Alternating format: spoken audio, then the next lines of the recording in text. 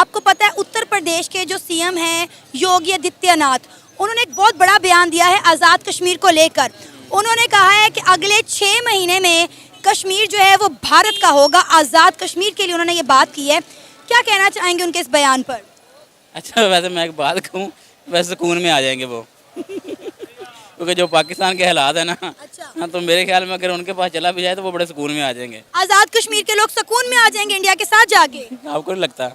तो कश्मीर के लिए अगर उन्होंने चेंज कर भी दिया, उस पर जो भी किया टैग करके जैसे भी उन्होंने कर लिया, तो वो हम फिर भी सिर्फ यही करेंगे, रोज़ टीवी पे आएगा कि आज ये हुए, 1 दिन गुजर गया, ये 2 दिन गुजर गए, डेट शीट के अलावा हम पाकिस्तानी कुछ नहीं करेंगे। और रही बात मर्जर की, और उनकी वो बात भी ठीक है कि उन्हें कुछ नहीं करना पड़ेगा, हम खुद उनके लिए प्लेट में रख के ये सब कुछ कर रहे हैं। अभी जो कश्मीर में हुआ है, जो हालात इस मुल्क के जा रहे हैं, अगले कुछ सालों बाद, हो सकता है कुछ महीनों के बाद, अल्लाह माफ़ करे मैं नहीं कहना चाहता, ये सिचुएशन पूरे पाकिस्तान में होगी। पंजाब वाले बोलेंगे भाई इंडस्ट्री हमारी है, गंदम हमारी है, हमें सस्ती मिलनी चाहिए। कराची वाले बोलेंगे जी हमारे पास सबसे ज़्यादा इंडस्ट्री थी, हमारे पास समुंदर है, जो कुछ है वो हमारे राइट्स हमें मिलने चाहिए। मैं कहूँ, मैं KPK से हूँ। नमस्कार दोस्तों, मेरा नाम अनंत धीमान और आप देख रहे हैं नेशन ब्रो। उत्तर प्रदेश के मुख्यमंत्री योगी आदित्यनाथ ने पाकिस्तान को एक धमकी दे दी है कि अगर मोदी 2024 में आते हैं तो POK हम पाकिस्तान से वापस लेकर रहेंगे। अब ये धमकी सुनने के बाद में पाकिस्तानियों का क्या रिएक्शन होता है वो हम आपको दिखाते हैं। वीडियो है सना अमजद का। अगर आप भी मेरी तरह रिएक्शन वीडियो बनाकर पैसे कमाना चाहते हैं तो मेरा व्हाट्सएप नंबर आपको डिस्क्रिप्शन में मिल जाएगा, वहां से आप मुझे कॉन्टेक्ट कर सकते हैं। इसके लिए मैंने एक कोर्स बना दिया है जिसका प्राइस 1000 रुपए है। अगर आप वो लेना चाहते हैं तो लेकर मेरे जैसे वीडियो आप बनाकर पैसे कमा सकते हैं। आइए वीडियो देखते हैं। उत्तर प्रदेश के जो सीएम हैं इंडिया के योगी आदित्यनाथ, उन्होंने एक बहुत बड़ा बयान दिया है आज कश्मीर को लेकर। उन्होंने कहा है कि अगर बीजेपी की सरकार आ जाती है तो अगले 6 महीनों में आज़ाद कश्मीर भारत का होगा।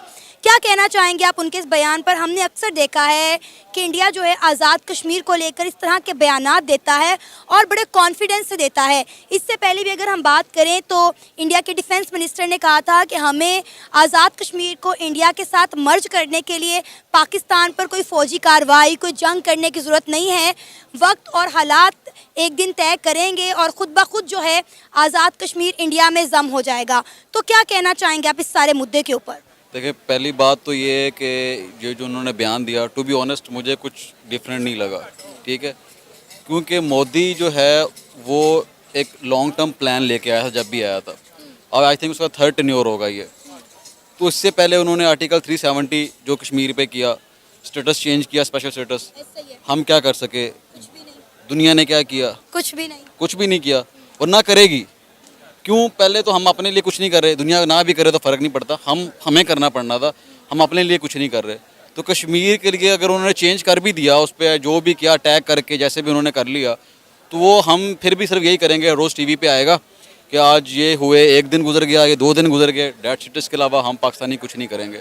और रही बात मर्जर की, और उनकी वो बात भी ठीक है कि उन्हें कुछ नहीं करना पड़ेगा, हम खुद उनके लिए प्लेट में रख के ये सब कुछ कर रहे हैं। हमारे डिफेंस मिनिस्टर जो आते हैं वो आते हैं अपने पार्टी की जो चेयरमैन सदर होता है उससे ताल्लुकात की बेस पे। उनका जो डिफेंस मिनिस्टर आता है, स्पेशली ये डिफेंस मिनिस्टर उनके हो गए, ये सीटें वो देते हैं एक एलिजिबल और काबिल बंदे को, तो उसके पास कोई ना कोई नॉलेज होगी जिस पर उसने बात की। दूसरी रही बात, अभी आपने एक वर्ड यूज़ किया कि सब इंस्पेक्टर शहीद हुआ और दूसरे कश्मीर के लोग मारे गए। मुझे तो सबसे पहले आज तक ये समझ नहीं आई कि हम जो कोई गवर्नमेंट का बंदा शहीद होता है या हमारी आर्म फोर्सेस का, हम उसको शहीद कहते हैं।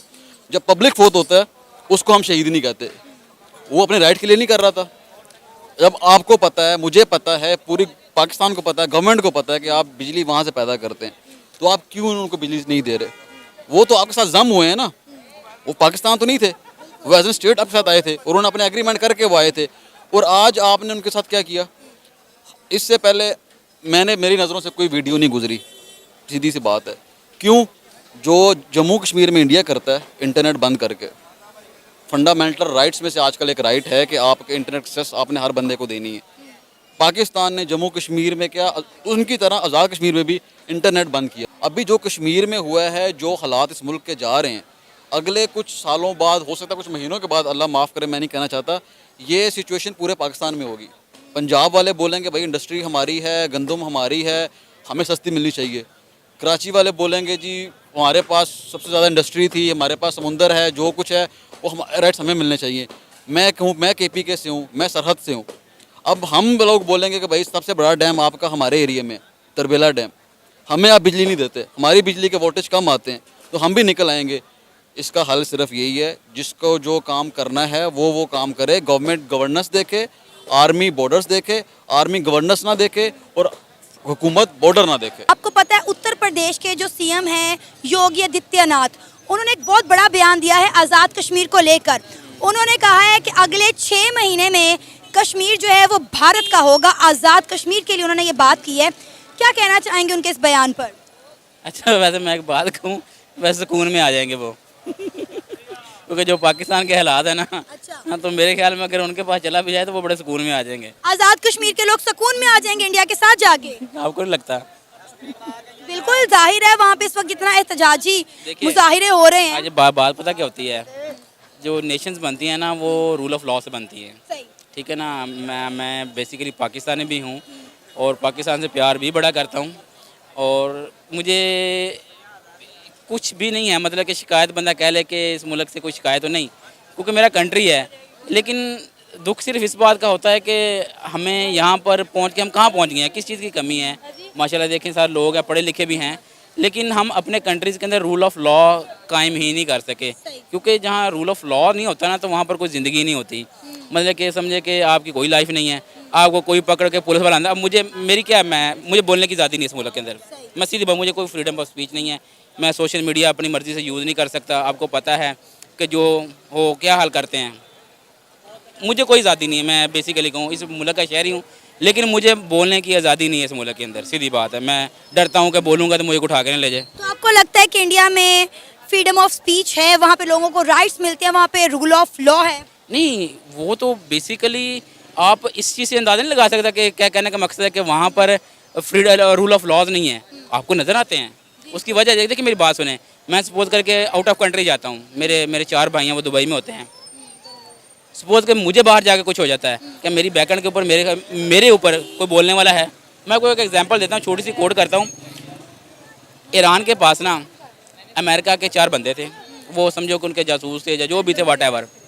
अब अमेरिका ने ईरान के $6 अरब रुपया देना था। अब अंदाज़ा करें कि दोनों के अंदर एक डायलॉग हुआ, एक बात के ऊपर कमिटमेंट हुई। उन्होंने कहा कि ठीक है हम आपके 4 बंदे दे देते हैं, लेकिन आपको हमारा जो $6 अरब है ना वो रिलीज़ करना पड़ेगा।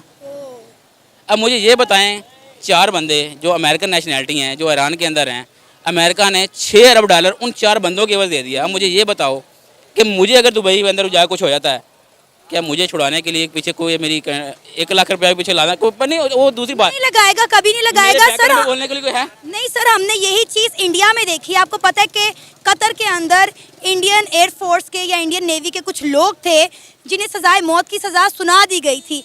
इंडिया के प्राइम मिनिस्टर नरेंद्र मोदी ने मौत के मुंह से निकाल कर वापस ले आए। दोस्तों, आपने खास बात नोट की होगी इसके अंदर कि योगी आदित्यनाथ का जो बयान था उसको लेकर कोई भी बात नहीं करना चाहता है। और खास बात आपने एक और चीज यहाँ पर देखी होगी कि ये लोग एग्री करते हैं कि जो पीओके है वो भारत के अंदर जब मिल जाएगा तो यहाँ के लोग ज्यादा खुशहाल होंगे, क्योंकि इन्होंने अभी की वीडियो देख ली है जो पीओके के अंदर प्रदर्शन हुआ था और जहाँ पर पीओके के जो लोग थे लगातार अटैक कर रहे थे इनके आर्मी वालों के ऊपर, इनके पुलिस वालों के ऊपर, और वो सारी वीडियो पाकिस्तान के अंदर सर्कुलेट हुई। जो फिजा खान टीवी के ऊपर चिल्लाती रहते थे कि भारतीय कश्मीर के अंदर इंटरनेट बंद कर दिया गया, लोग जो है प्रदर्शन कर रहे हैं और सबके साथ अन्याय हो रहा है, आजकल पीओके के अंदर वही सारी चीजें हो रही हैं, लेकिन एक भी शब्द उनके मुंह से नहीं निकल रहा है। और निकल भी रहा है तो क्या कह रहे हैं, अमेरिका की साजिश है, भारत की साजिश है, ये सिर्फ और सिर्फ भारत के दलाल हैं इसलिए इस तरीके की चीजें कर रहे हैं। लेकिन पाकिस्तान की जनता कहीं ना कहीं ये चीज समझ रही है, पीओके के लोग जो है उनके साथ जो अन्याय हो रहा है, उनके ऊपर जो अत्याचार हो रहा है या पाकिस्तान के लोगों के ऊपर जो अत्याचार हो रहा है, इसी वजह से वहां पर जो लोग हैं वो जो है प्रदर्शन कर रहे हैं। अगर पीओके भारत में मिल जाता है तो उससे कहीं ना कहीं जो पीओके के लोग हैं उनको फायदा होगा। इसी वजह से आजकल पाकिस्तानी